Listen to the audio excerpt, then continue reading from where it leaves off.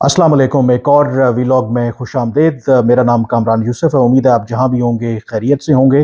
Back to back आपको updates देना पड़ रही हैं क्योंकि पाकिस्तान और ईरान के दरमियान जो ताल्लुकात हैं उसमें बड़ी तेज़ी से अब आप कह सकते हैं कि तनाज़ुली आ रही है। कल जब हमने देखा कि ईरान ने पाकिस्तान के ऊपर मिज़ाइल हमले किए, ड्रोन हमले किए पंजगूर के इलाके में, तो उसके बाद एक सख्त रद्द-ए-अमल सामने आया पाकिस्तान के दफ्तर ख़ारजा की तरफ से। पाकिस्तान ने सख्त मज़म्मत की ईरान के उस इक़दाम की, और फिर विदिन 24 आवर्स जो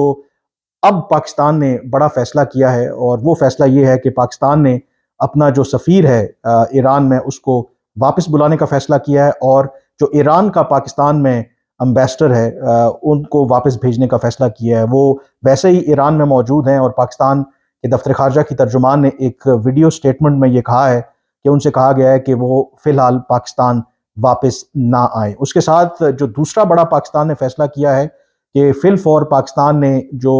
आला सतह की यानी कि हाई लेवल इंगेजमेंट्स हैं विद ईरान, जो पाइपलाइन में थी, यानी कि जो विजिट्स होने थे आइंदा आने वाले दिनों में, या जो विजिट्स प्लान हो रहे थे, तो वो जो सिलसिला है उसको भी सस्पेंड करने का फ़ैसला किया है। तो इन अदर वर्ड्स, अगर आप डिप्लोमेटिक लैंग्वेज में देखें, तो पाकिस्तान ने ईरान के साथ जो अपने सिफारती ताल्लुकात हैं उनको डाउनग्रेड करने का फ़ैसला किया है, बल्कि डाउनग्रेड कर दिया है। अब ये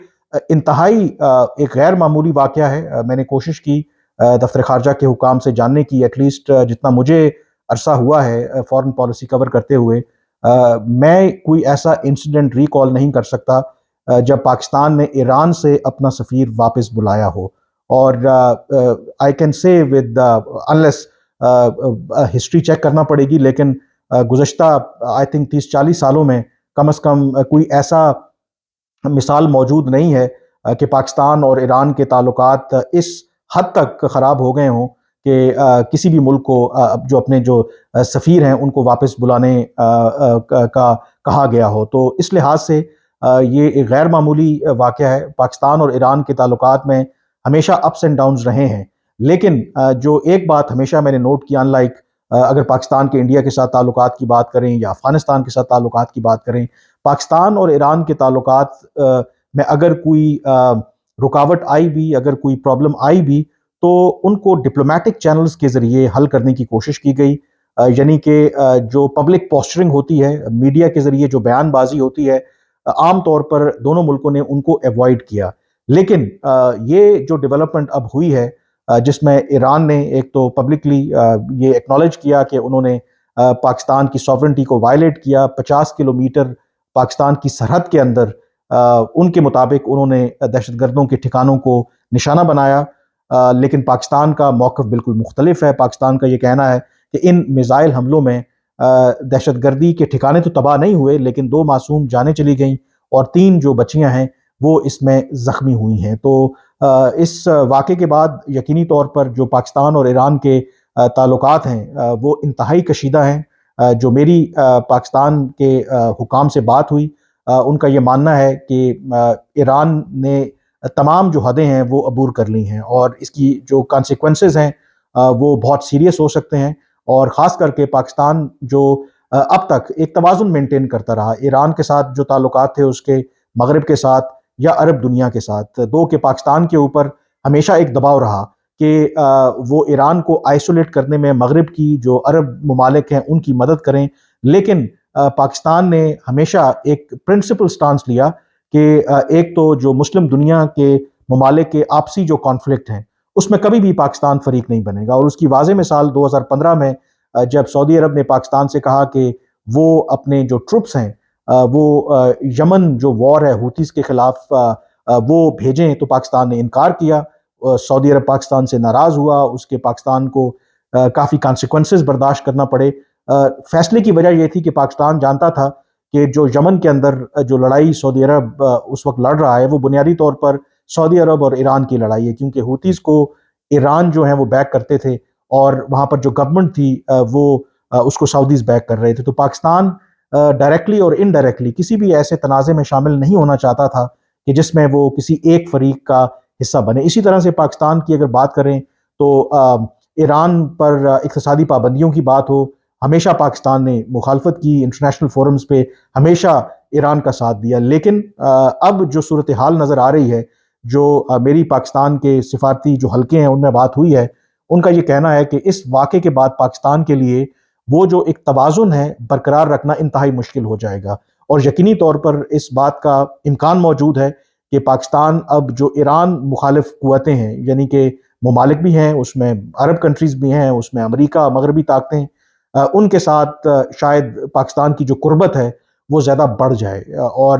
پاکستان، افغانستان، انڈیا کے بعد اب ایک اور جو فرنٹ ہے وہ پاکستان کے لیے اوپن ہو گیا ہے۔ تو آپ کہہ سکتے ہیں کہ سوائے چائنا کے اب جو تینوں پاکستان کے جو پڑوسی ممالک ہیں ان کے ساتھ پاکستان کی جو تعلقات ہیں وہ کشیدہ ہیں، اور سب سے امپورٹنٹ بات کہ ایران کے ساتھ جو بھی اتار چڑھاؤ پاکستان کا تعلقات میں رہا، لیکن جو کشیدگی کی نوعیت اس حد تک نہیں پہنچی کہ دونوں میں سے کسی ایک ملک کو جو سفارتی تعلقات ہیں ان کو ڈاؤن گریڈ کرنا پڑے۔ تو یہ اس وقت کی لیٹسٹ اپڈیٹ ہے، اور جو میرے پاس معلومات ہیں کہ شاید یہ سلسلہ جو ہے یہاں پر نہیں رکے گا۔ پاکستان اس حوالے سے کانسلٹیشن پنڈی میں بھی، اسلام آباد میں بھی ہو رہی ہیں۔ یہ بھی اطلاعات ہیں کہ پنڈی کے اندر اعلیٰ جو عسکری قیادت ہے ان کی کانسلٹیشن جاری ہے، اور مختلف آپشنز کے اوپر غور ہو رہا ہے، اور یہ بھی کہا جا رہا ہے کہ جو پاکستانی عوام ہیں اور جو ان کی توقعات ہیں اس کے حوالے سے ان کو مایوس نہیں کیا جائے گا۔ تو پہلے بھی میں نے ذکر کیا تھا کہ یہ ایک اتفاق رائے، ایک کنسنسس امرج ہو رہا ہے ود ان جو پاکستانی پالیسی میکرز ہیں کہ ایران کے اس حملے کا ہر صورت میں پاکستان کو جواب دینا ہوگا۔ اب وہ جواب پاکستان کس طرح سے دیتا ہے، کب دیتا ہے، یہ وہ تمام آپریشنل ڈیٹیلز ہیں۔ ظاہر ہے کہ کوئی بھی ملک وہ وقت سے پہلے اس کو ڈسکلوز نہیں کرتا، بٹ ایک چیز بڑی واضح ہے کہ دونوں ملکوں کے درمیان جو تعلقات ہیں انتہائی کشیدہ ہیں، اور شاید ہی اگر آپ ان ریسنٹ ہسٹری میں دیکھیں کہ دونوں ملکوں کے درمیان تعلقات اس نوعیت پر پہنچے ہوں کہ نہ صرف ڈپلومیٹک ریلیشنز کو ڈاؤن گریڈ کرنے کی بات کی گئی ہو، جو باقی جو انگیجمنٹ ہے اس کو بھی منقطع کرنے کی بات کی گئی ہو، تو یقینی طور پر یہ پاکستان کے لیے ایک نیا بڑا چیلنج اور ایک خدشہ اس کا موجود ہے کہ اگر پاکستان ایران کے خلاف جوابی کارروائی کرتا ہے، ایران اس کو پھر کیسے رسپونڈ کرتا ہے، اور کہیں ایسا نہ ہو کہ ابھی تک جو پاکستان مڈل ایسٹ کے اندر جو کچھ ہو رہا ہے اس کا براہ راست حصہ نہیں ہے، لیکن اس ایران پاکستان ٹینشن کی وجہ سے پاکستان کہیں اس بڑے جو کانفلکٹ ہے اس کا کہیں حصہ نہ بن جائے۔ تو ڈیولپنگ سٹوری ہے، تو میری کوشش رہے گی جیسے جیسے اس حوالے سے اپڈیٹس آتی رہیں گی تو یقینی طور پر میں آپ کو آگاہ کرتا رہوں گا۔ آخر میں آپ سے اس لیے ریکویسٹ کروں گا کہ آپ کو اگر آپ لیٹسٹ اپڈیٹس چاہیے ان تمام جو خطے کی ڈیولپمنٹس ہیں تو میرے چینل کو ضرور سبسکرائب کریں۔ فی الحال اتنا ہی، مجھے اب اجازت دیجیے، اللہ حافظ۔